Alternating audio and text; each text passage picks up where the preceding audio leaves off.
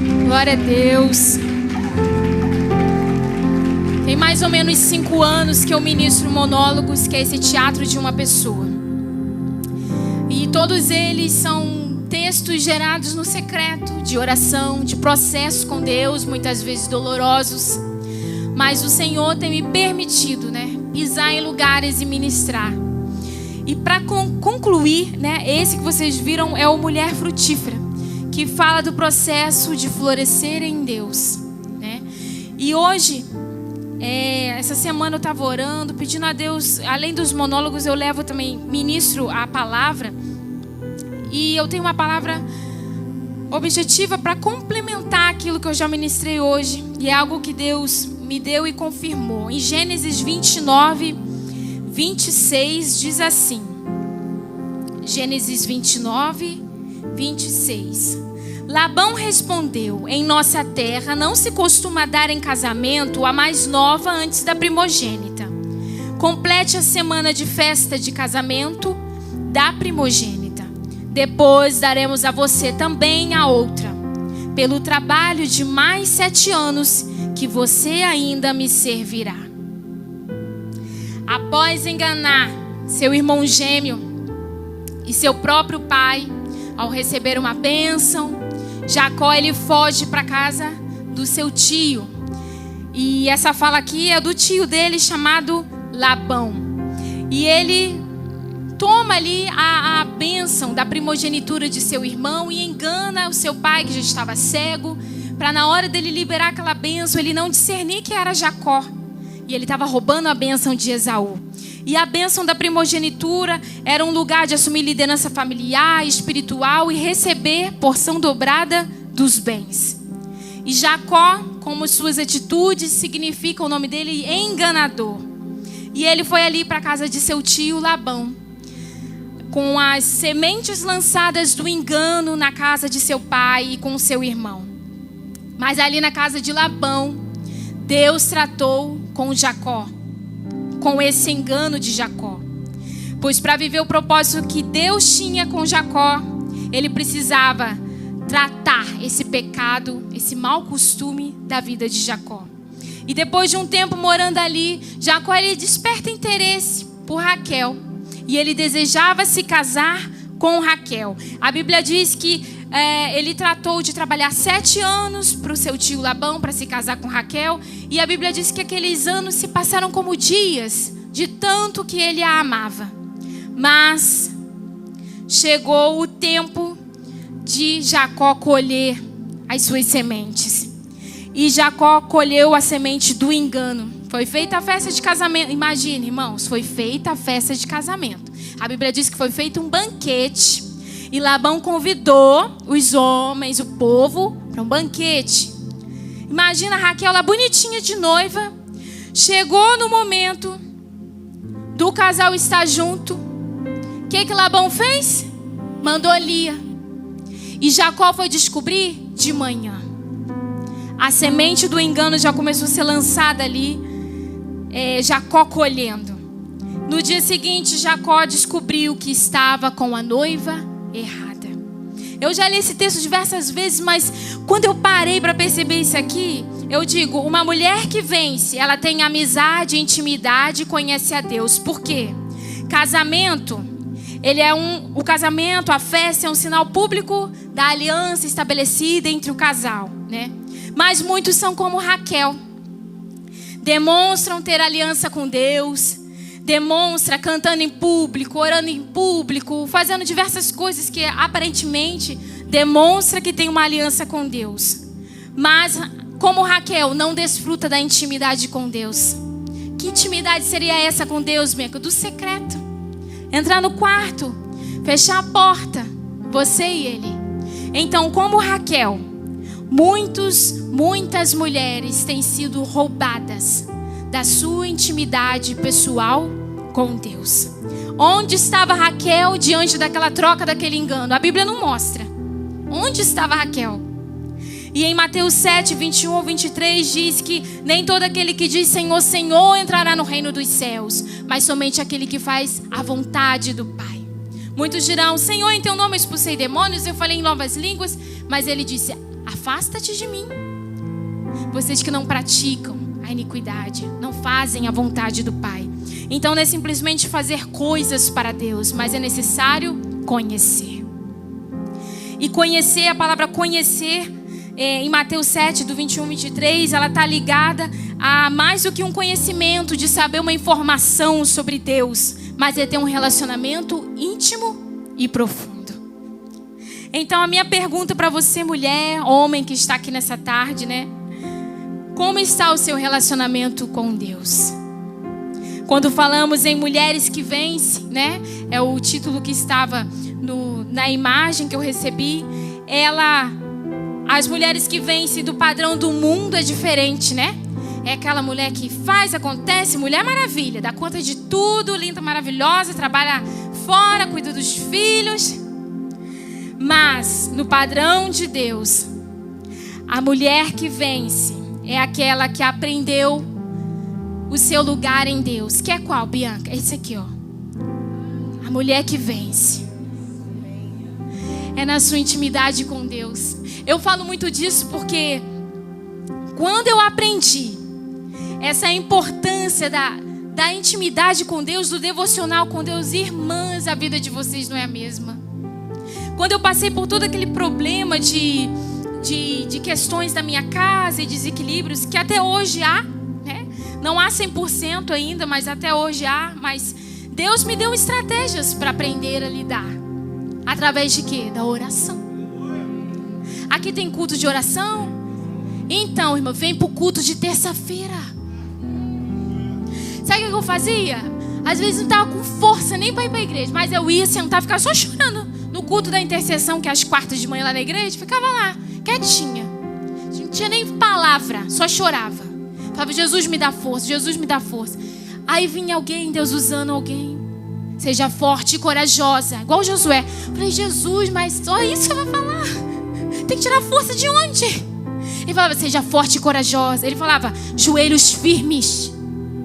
Joelhos firmes de quê? Oração. Aí sabe o que eu fiz? Parei de murmurar, que eu ficava reclamando, né? Parei de murmurar e troquei a murmuração por oração. Aí, pensa assim, num horário que você pode, você sozinha. Ah, acordando mais cedo, então acorda mais cedo. Ah, dormindo mais tarde, então dorme mais tarde. Nem que seja 10 minutos. Depois você vai ver, vai aumentar o tempo. Nem que seja 10 minutos, vai lá. Aí o que eu fazia, né? O horário que estava tudo silêncio na casa, só mora eu e meus pais. Aí eu me colocava lá no meu quarto, no escuro, tarde da noite. Põe a adoração assim no ouvido, ó, e esquece, só não pode gritar, né? Senão os vizinhos vão dar um piripaque. Me colocava lá de joelhos, vocês não tinham nem palavra, só chorava diante de Deus. Mas quando eu levantava, eu estava fortalecida. Então, eu não sei o que você enfrenta hoje, mas eu te convido a cultivar o seu lugar de oração. E esse lugar não é cultivado com diplomas, com status. Ainda que nessa terra você tem que estudar, trabalhar e tudo. Mas esse lugar é cultivado com renúncia. Só Deus sabe, eu tenho certeza, para cada um que vem aqui ministrar, trazer uma palavra, trazer um louvor, as renúncias que faz. Às vezes está moído lá dentro, mas a obediência nos leva a renúncias. E então, o salmista, ele compara a sede dele com a sede que a corça tem por águas. Ele diz, como a corça anseia por águas, a minha alma tem sede de ti. Então a minha oração nessa tarde é que hoje seja ativada a sede de Deus em você. Devocional, passe tempo com Deus de forma intencional, nem que seja 5 minutos. Ora, lê a Bíblia, ouve uma oração, pronto. Isso é devocional. Depois você vai ver, vai aumentando. Vai aumentando o tempo. Vai gerando a sede, que nunca vai acabar essa sede, mas ela é saciada aos pés do Senhor. Então não permita que nada te roube desse lugar. Que lugar? Da sua busca pessoal com Deus. Jacó se casa com Raquel. Antes ele se casa com Lia. Depois ele se casa com Raquel. A Bíblia não apoia o casamento de 2, 3, 4 mulheres. Não. Aqui a gente vê o quanto de conflitos que trouxe esse casamento com as irmãs ali, Jacó, a briga, a disputa entre elas. Por quê? O padrão de casamento. Tem um monólogo que eu falo sobre casais. E Deus me deu o padrão de casamento. É Cristo e a igreja. Ainda que a gente tenha muitos exemplos de casais, Cristo e a igreja é o maior modelo. Jesus não vai casar com 5 mulheres. Não, é uma. Então esse é o padrão de casamento. E aqui Jacó colheu momentos difíceis por estar num casamento com 2 mulheres e de formas difíceis. Então, segundo ponto, a mulher que vence se permite ser curada e tratada em suas dores. Você foi tratado em suas dores aqui na Raiz de Amargura. Você que não vê aqui na frente, eu tenho certeza que o Senhor ministrou isso sobre o seu coração. O que há em sua alma hoje? Deixe o Espírito Santo como arar a terra. Arar a terra, ele abre assim a terra toda. Faz uma bagunça na terra.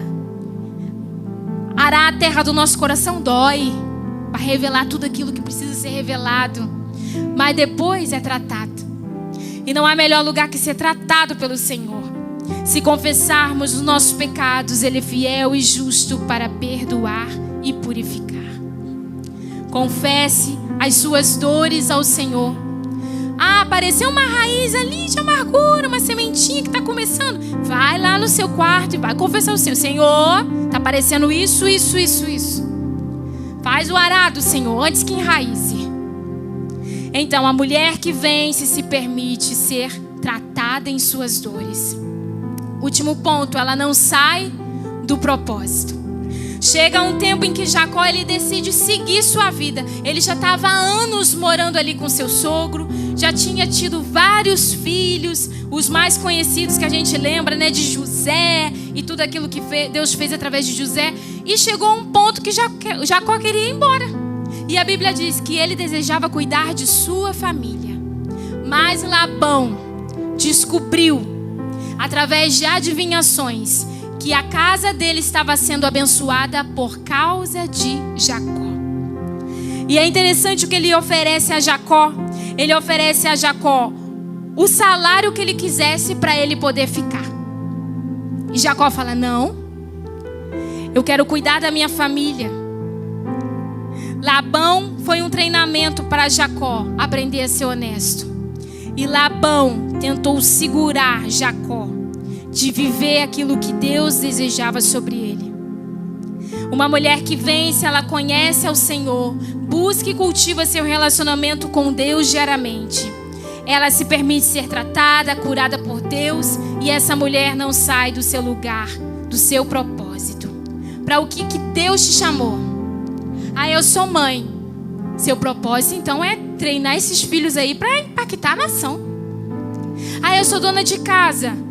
Faça o seu melhor. Eu trabalho fora. Dê testemunho.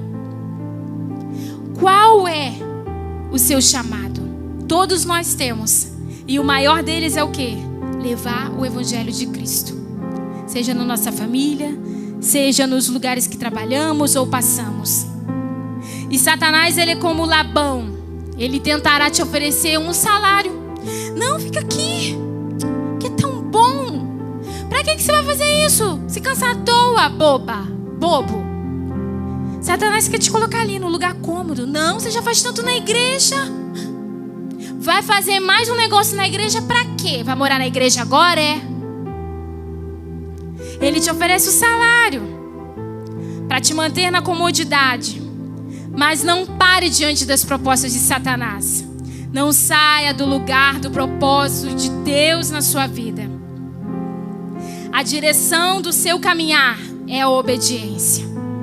O que Deus já te disse? Eu aprendi certa vez que quando Deus não fala mais nada, o que Ele te falou por último? Ele me falou isso, então é para você fazer. Continua nisso. Eu não sei o que é para eu fazer. Aqui, lê. Você vai saber tudo o que é para você fazer. E Ele vai falar com você e vai te dar direções claras. Então Satanás, ele te oferece um salário de comodidade e rotina. Mas Jesus te oferece um propósito. E não há nada melhor que viver o propósito do Senhor. E quando eu estava orando, pedindo a Deus direção, se era isso mesmo que eu deveria ministrar, eu tive um sonho. E no sonho eu ouvia claramente uma frase que dizia: Satanás deseja tocar na sua intimidade com Deus. Cuidado. Satanás deseja tocar na sua intimidade com Deus. Cuidado. Às vezes ele tenta tocar de várias formas, né? Trazendo uma doença, ou usando uma situação, ou deixando um filho rebelde. E mesmo assim não consegue te desestabilizar. Mas se ele tocar na sua intimidade com Deus, pronto. Ele já conseguiu um terreno. Então não abra mão de orar. Não abra mão de ler a palavra. Não abra mão de passar tempo com Deus. Não saia do lugar da intimidade com Deus. A mulher que vence, ela conhece o Senhor. Ela é curada em sua alma. Ela não sai do lugar do propósito. Ela protege seu lugar da intimidade com Deus. Ore mais. Leia mais a palavra. Jejue mais. Adore. E regue seu lugar secreto com Deus. Guarda essa frase. Satanás deseja tocar a minha intimidade com Deus. Foi clara essa frase, irmãos? Então proteja a sua intimidade com Deus.